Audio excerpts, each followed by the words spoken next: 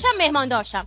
خیلی با اعتماد به نفس رفتم مصاحبه استخدامی مهمانداری. گفتم البته من یه سری شرایطم دارم. اولا هر چند روز که شما میخواید من میتونم تو سفر باشم. من فقط 9 شب خونه باشم. پدر یکم حساسه. هر چقدر بهش میگم هر غلطی فکر میکنی من شب میکنم و من روزم میتونم کنم. آفتاب تو ذات من تأثیری نداره که قبول نمیکنه.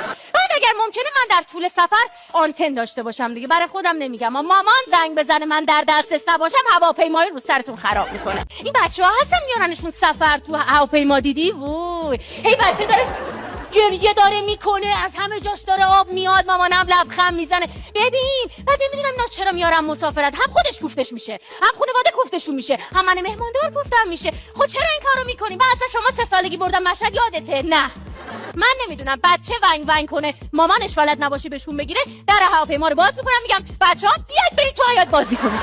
بعد ببین من با این مسافرت‌ها یا نمیرم مسافرت‌ها هنوز ننشستن 10 دقیقه سفر بوقو میزنن چای میخوام. چای میخواید؟ منم میخوام. برای من بریز 2 تا بریز. من فقط برای بابام چای میبرم. بعد از اونم اگر پدر اجازه بده حالا این قسمت شد مثلا یه سینی چایی هم اگه بابا بذاره اگه بخواد منو بگیره. گفتم بابا مدرک زبانو بریز دور پرواز داخلی به من بده. آقا پرواز تهران تبریز بهم ترکی میرم سلام بیدر پرواز برام خوش گردید بروز خوش گردید به خدا بلدم